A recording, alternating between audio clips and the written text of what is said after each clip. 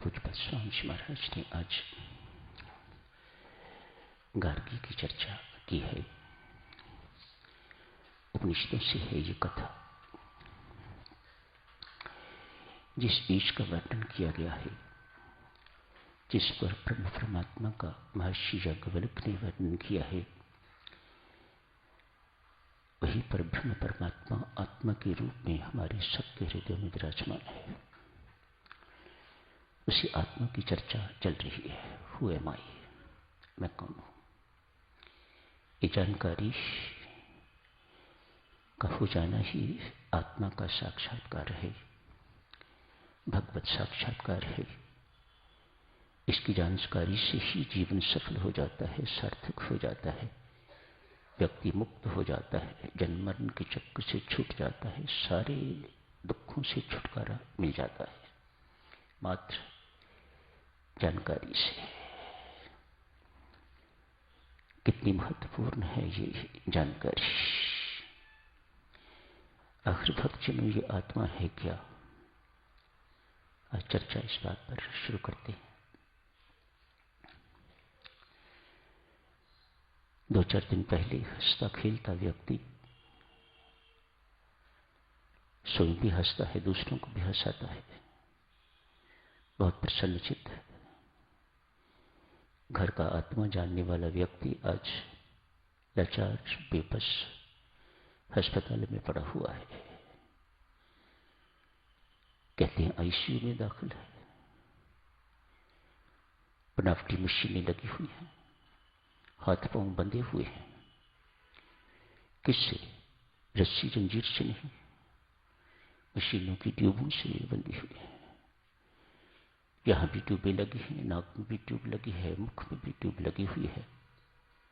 एक जिंदगी लाचार बेबस अस्पताल में पड़ी हुई है। 2-4 दिन पहले हंसती खेलती जिंदगी थी, घूमती फिरती जिंदगी थी। वह कौन है जिससे हम बोलते हैं? वह कौन है जिसकी शक्ति से हम चलते हैं, देखते हैं, उठते हैं, बैठते हैं? वह कौन है जिसकी शक्ति से हम भोजन करते हैं, जिसकी शक्ति से भोजन पकता है, पचता है, बनाया जाता है, परोसा जाता है? वह कौन है? क्या हुआ है इस जिंदगी को? अचानक बेबस हो गई है। रोज काम पर जाता था, सुबह जल्दी निकलता था, रात को लेट आता था, इतना कर्मठ था, इतना अच्छा काम करने वाला था, घर को संभाले हुए था। आज अचानक क्या हो गया है? अभी कोई वृद्धावस्था तो वो नहीं है। आज क्या हो गया है इसको? न ये बोल रहा है, न ये आंखें खोल रहा है, पता नहीं सुन रहा है कि नहीं सुन रहा। यदि सुन रहा है तो आगे से कोई प्रतिक्रिया नहीं है। एक व्यक्ति देखने के लिए जाता है, एक नहीं अनेक मित्र संबंधी देखने के लिए जाते हैं। जाके उसे बुलाते हैं, राम राम कहते हैं, उच्च स्वर से भी कहते हैं, कान में भी कहते हैं। आंख खोलने की कोशिश करता है, आंख खुलती नहीं है। अपनी प्रसन्नता व्यक्त करने की चेष्टा करता है, वह प्रसन्नता व्यक्त नहीं कर सकता। हाथ हिलाने की चेष्टा करता है तो हाथ बंधे हुए हैं, ट्यूबें लगी हुई हैं, कैनुला लगा हुआ है, हाथ हिलाने की इजाजत नहीं, हिला भी नहीं सकता। क्या हुआ है इस जिंदगी को? इस हृदय को गतिशील रखने के लिए एक बनावटी मशीन लगी हुई है। क्या कहते हैं उसे? हार्ट टंग मशीन। सांसें भी बनावटी है, हृदय गति भी बनावटी है। मानो बनावटी जिंदगी जी रहा है ये शव है, तो शव बन गया हुआ, लेकिन जिंदगी जी रहा है। किसके बल पर? बनावटी मशीनों के बल पर।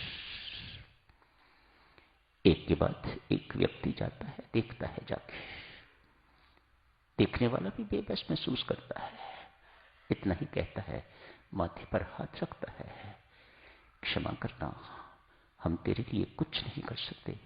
इस वक्त ईश्वर के सिवा तेरा और कोई मददगार नहीं है। व्यक्ति भी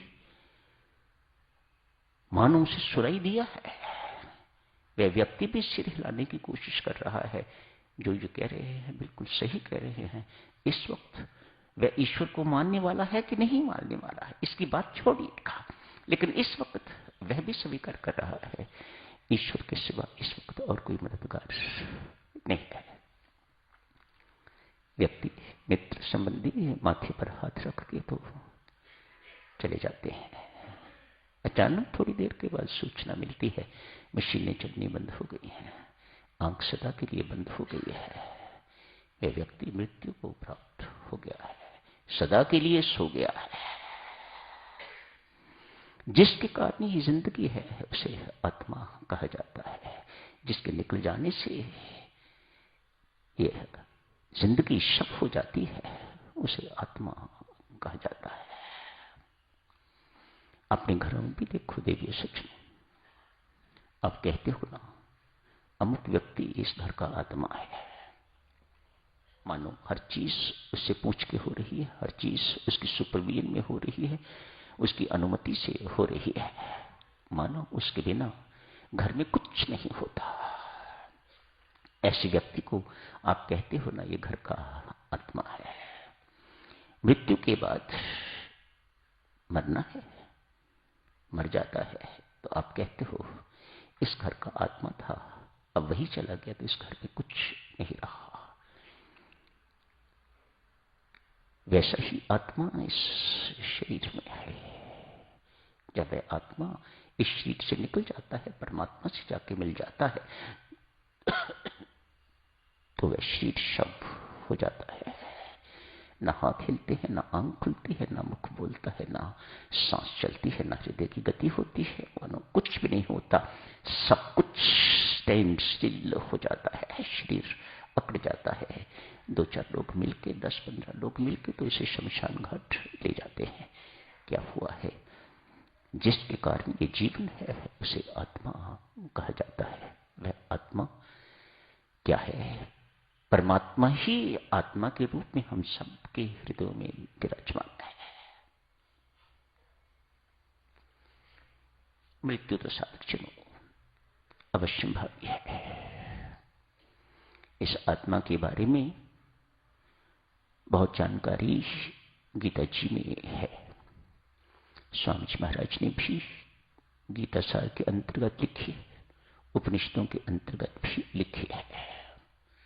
हर साधक को पढ़नी चाहिए। कल भी आप जी से अर्ज की थी, जब तक व्यक्ति देह बुद्धि नहीं छोड़ता, जब तक उसकी देह बुद्धि खत्म नहीं होती, जब तक व्यक्ति अपने आप को देह मानना बंद नहीं कर देता, अपने असली स्वरूप को जान नहीं लेता, मैं आत्मा हूं, अजर हूं, अमर हूं, मुक्त हूं, अविनाशी हूं, शुद्ध हूं, प्रबुद्ध हूं, आनंद स्वरूप हूं, जब तक अपने असली स्वरूप को वे जान नहीं लेता, तब लाखों करोड़ों की संख्या में किया हुआ जब से आपको शांति परमानंद नहीं दे पाएगा। जिंदगी में अभाव आपको खटकता ही रहेगा। इतनी महत्वपूर्ण है ये जानकारी। संत महात्मा समझाते हैं, बहुत सूक्ष्म है।